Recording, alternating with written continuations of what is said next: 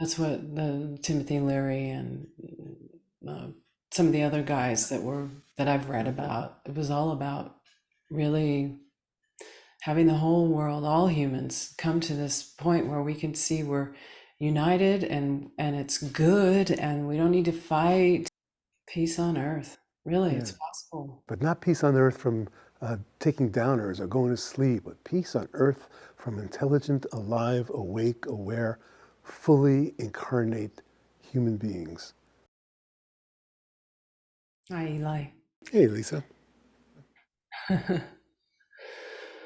So I really want to ask you, what's the difference in this new wave of the psychedelic revolution that's different between now and the 1960s? Oh, how's it different from the 1960s? I mean, what's happening now that wasn't happening then that you can see? Yeah, well, it's legal.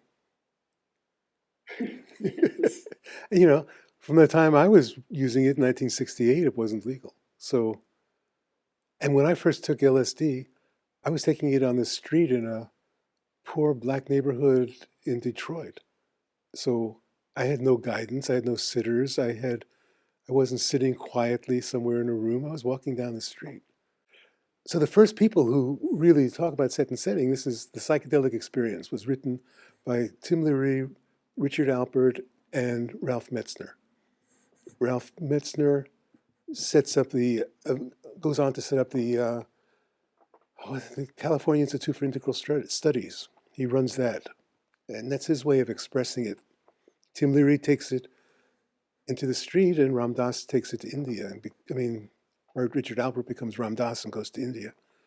But at that stage, it wasn't being used for therapy.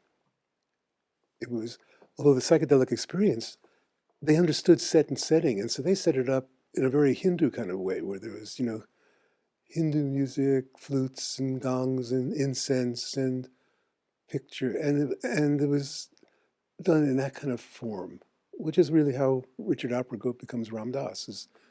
That was their set and setting for it. But really, that was just the beginning of understanding the depth of set and setting. Because really, the crucial part is your mind frame, which is your setting coming into it, or your mindset coming into it, is crucial. And that wasn't there before this.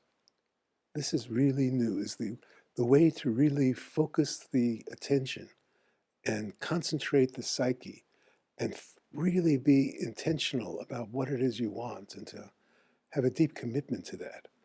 And that's crucial. Without that, things can happen beautifully, and they do. And enlightenment can happen spontaneously, and it has, but this is a whole different level of understanding how to approach the sacredness of this of psychedelics. Yeah, it's very different from someone saying, "Here, take this. It'll wake you up. It'll change our whole world, and I'm going to do this to you," versus coming in as someone who's going to take the medicine and as a sacrament, a way of deepening their own understanding of themselves and awakening, or Yes, whatever they want to use it for, setting an intention. yes, Very different. very different. And yet, Gangaji wouldn't be Gangaji if her boyfriend at the time hadn't given her some LSD in Golden Gate Park and said, "Here, take this." And so she took it, and it changed her life, you know? So that even with the wrong, it's the power of the medicine is so strong. It works on us regardless. But once it's in their proper set and setting, then the depth is possible, and then the integration is possible. Yeah, beautiful. Yes. So the difference is that now we have the opportunity to say, yes, I want to do this, to come to a center or to a group and learn how to actually have our experience with the medicine. And then the key is integration, because here's what I found. You can wake up with psychedelics, but you also have to wake up without it.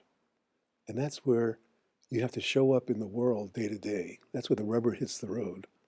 Because so many people of my generation really did have profound awakenings.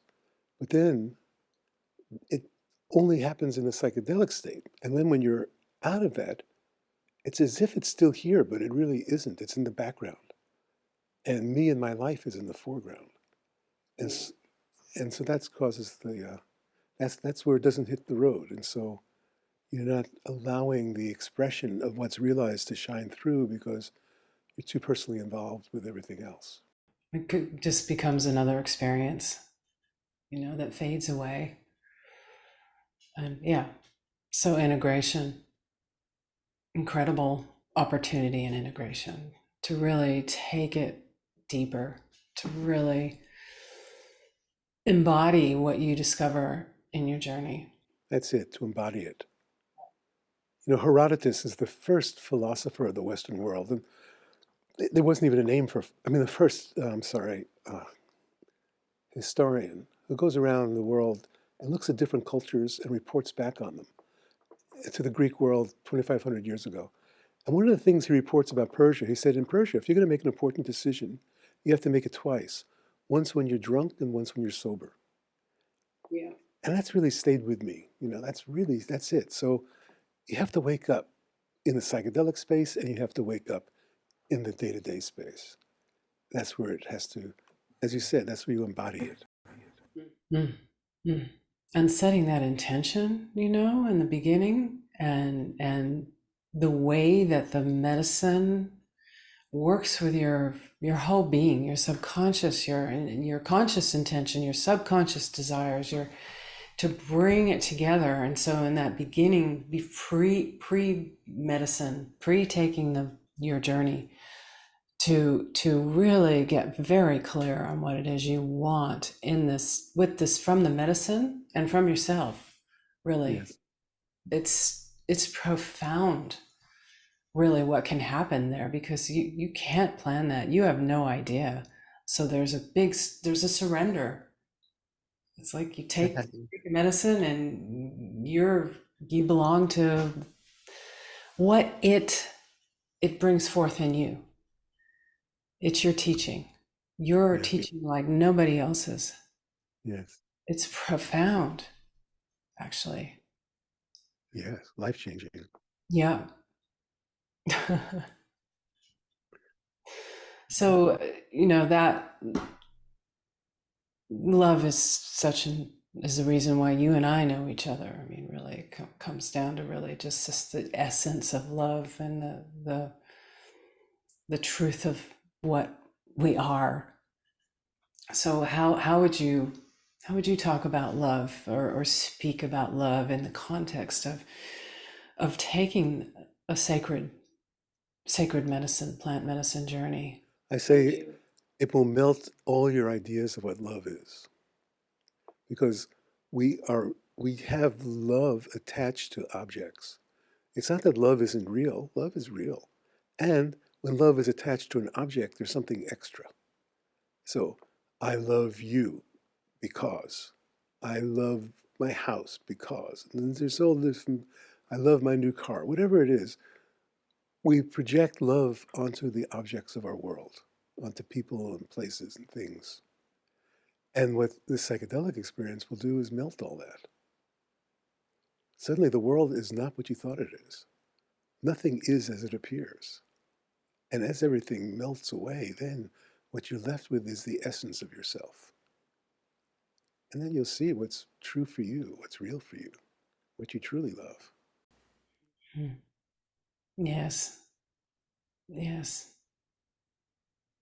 To experience yourself free of attachments, which you're talking about when you speak about love, loving objects or being associated with objects. When you're free from attachments, you're connected to everything. You realize your connection to everything. It's not that you're not before, but as long as we're projected out onto objects that we're attached to, that seems like what we're connected to. And when that disappears, you realize actually you are fully connected everywhere in all dimensions and time. Mhm. And everyone's looking for connection. Yeah. Everyone's looking for connection, and they're looking in this path, the path of objectification Yeah. and sentimentality and attachment. And what Yeah. you're speaking of is this disillusionment. Yes. So beautiful. Yeah. Disillusionment is such a powerful thing. None of us want to be disillusioned. It's like to be disillusioned, you've lost something precious, you know, like if you suddenly don't believe in the church anymore, you don't believe in the government, you're disillusioned, it's painful. There's a loss. You've lost your projection of reality. And so often people mourn the loss and then just try to replace it with something else. But if you're willing to let the disillusion take you to a place of alienation where what you were connected to is no longer there, you're now separate. You now have the individuation. You now have the possibility to not be a victim, to actually stand up for yourself in your life. That's, that's the great gift of disillusionment. Yes. I mean, ultimately, it's the death of your identity, and we imagine that's the death of the body, and so Yeah. we have all these strategies to avoid it. The medicine actually removes that. Yes. It removes the strategies. Mm. So So people are this, afraid to take it. People are afraid. There's some fear to take it. sure, sure, yeah. And often I remember when I would take LSD, there's a certain nausea that would come on just as you're losing everything, you know, as it all dissolves. There's this, it was, for me, it was a physical nausea, you Uh-huh. know? Yeah, it would pass, but it was a stage you had to go through. And this is it. We're all terrified of losing control, of losing ourself, of not being able to survive. And one of those scans, they were showing brain imagery. I think it was in the frontline video, Can Psychedelics Heal? And they were showing how the movement in the brain happens with their MRIs. And there was a certain part where there were cells that were like moving as a cluster together. And they were moving around to different parts of the brain. And I believe, and they say, and that's what stops, or that's what doesn't happen. And I think that's the egoic sense of identity kind of shifting into the physical, emotional, mental, behavioral, all these different areas to still stay in control as me. And then that dissolves for a bit, and then, and everything is as it is. Utter bliss. That's why the medicine, really all the research that they've done, it's benevolent. There's no harm done. It doesn't do harm. People Yeah, don't overdose, yeah, so it's really in service, and the study of how this mushroom just basically followed humans around, growing in the dung, and also the LSD growing in the fungus on the wheat, on the grains, and people would ingest it. And I mean, there's so many theories about how we evolved in tandem with this, well, in tandem, but as a result of ingesting part of our yeah. evolution, part of that. If you look at the Mayan culture, and in those slideshow we have for our school, you see these prehistoric mushrooms that are 2,000 years old, that are part of the culture, that are being used actually as a grinding stone for grinding up the mushroom. And then you look at the Mayan culture, they have a calendar more advanced than ours. They had mathematics, they had, you know, they had a written language, they had culture. And so how is that, Yeah. yeah, where does that arise from? Well, mushrooms is a very good place to start, I would think. Biocilium. Right. And then you look at the internet and the whole theory of Silicon Valley being fueled by psychedelics, and Yeah. the brains behind artificial intelligence and all that is really, it's fascinating.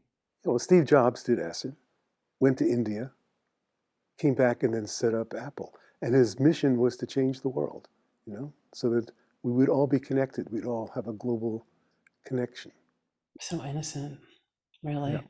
That's what the Timothy Leary and uh, some of the other guys that I've read about. It was all about really having the whole world, all humans, come to this point where we can see we're united, and it's good, and we don't need to fight. And Yes. It's so Yeah, beautiful. And yeah. here That's, we are now. here we are. Yeah, Yeah, it's been my mission for the last 50 years. peace on earth. Really, Yeah. it's possible. Yes, but not peace on earth from taking downers or going to sleep or being comfortable, but peace on earth from intelligent, alive, awake, aware, fully incarnate human beings. Embodiment. And that's what I Mhm. see as the difference. Where Timothy Leary was saying, drop out. Maybe it was Ginsburg that said, drop out. Timothy Tune Leary, in. What was tune it? in, tune in, turn on, drop out. We want to drop in now. Mhm. It's Yes, time to embody. It's not dropping out. It's more than that. yeah. So what he was that referring to in those days is that when he started out, he had a crew cut and a tie and a jacket and a white shirt, and he dropped out and he started wearing, Swami clothes, and everything became more Yeah. fluid. And so Yes. he was talking about dropping out of this straight white world that has kept us all enslaved. Yes. Drop out of the capitalist war machine. Yeah. So he was speaking of something in relation to something, to the Right. great white world. And now that's not where we're coming from. That's right. Yes. Right. Yes. That's the evolution. Inside. Yes. Inside. From this, the possibility of waking up to the truth of who one is. Yes. Hmm. Yeah. Anything else to say about that? Probably No, not. beautiful.